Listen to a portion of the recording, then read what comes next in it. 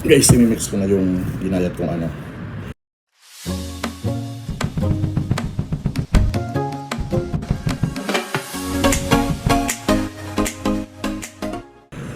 Dahon ng sibuyas. Yung ano pa pala sibuyas at saka bawang. Iyaan ako. Pati yung malunggay. Para mas healthy guys. Diba? Libre naman yung malunggay. Andyan lang sa harap.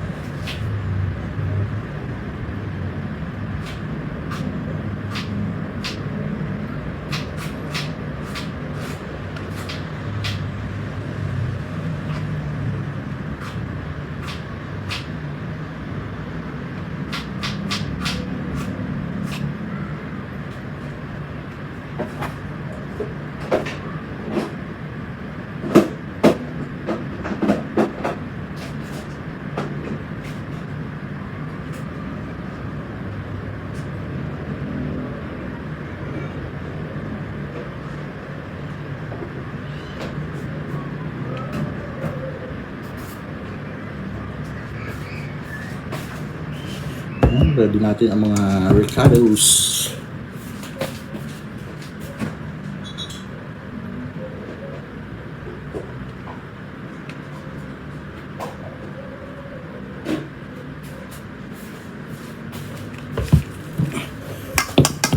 Yan guys. Konti lang yung ano ko, yung bawang at saka sibuyas kasi meron po akong powder.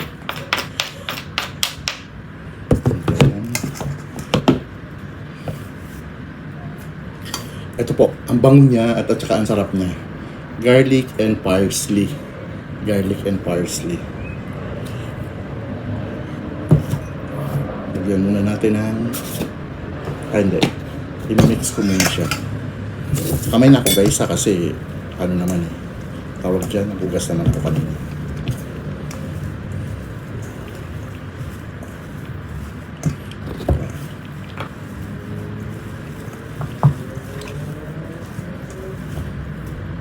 Yan, lalagyan natin ng harina or all-purpose flour.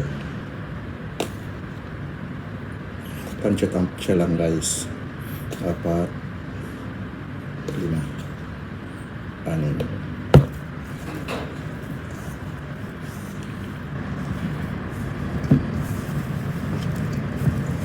Then of course, lalagyan natin ng itlog. Dito ko na guys binibit yung itlog. Para diretso na. Wait lang. Wala ako.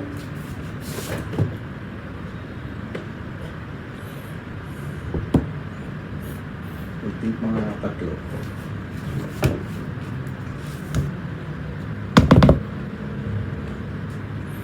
Dalawa muna ibibit ko. Huwag ako gulong.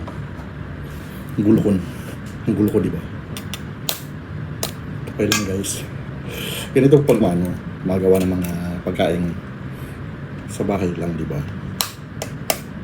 Magulo yan, pero for sure masarap.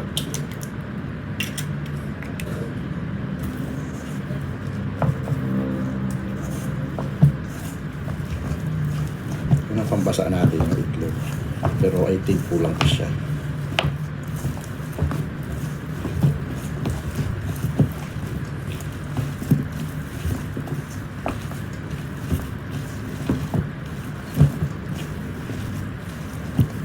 Pag pang commercial guys, tubig, timpla-timpla na lang. Okay na yung 2 itlog. Ano na siya oh. Okay na. Balik ko lang itong isa. Okay. Yun lang. Paminta. Pamintang durog. Yung parsley, garlic natin. So, sigurado ko to. Mabango siya at saka masarap. Ang ano ko, yung powder na onion, hindi ko pa bukas. So, yan. Guys. Diba? Tsaka wala pa siya asin. Wait lang, amin ko lang yung kamay ko, maghuhugas lang ko. Para makapagkano na tayo.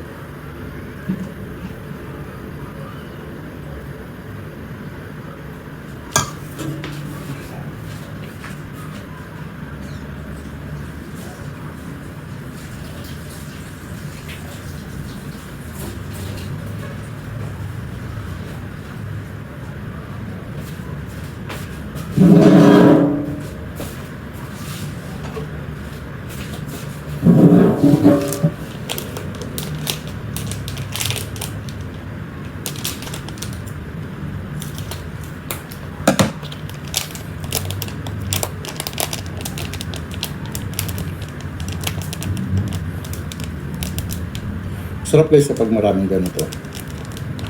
Mas nalalasahan yung ano, luto. Diba? And then, asin. Okay. Itikman natin mamaya yung unang luto kung matabang o hindi.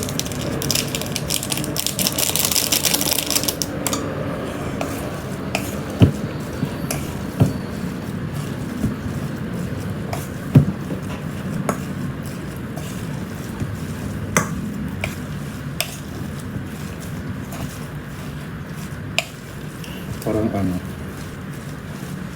kulang sa flour. Siguro mga ano pa, isang kutsara pa na idagdag ko.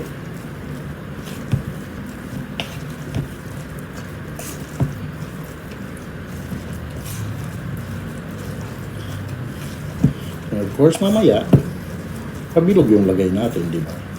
Meron tayo dun yung pang measurement na bilog kung tayo mag-measure.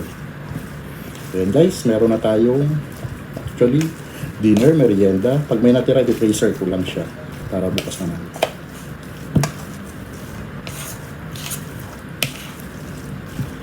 Kailangan ko siya i-freezer kasi may itlog, di ba? Just make sure na ano, wala ng mga puti-puti yung arena, di ba? Dapat ano natin maayos. So, yan.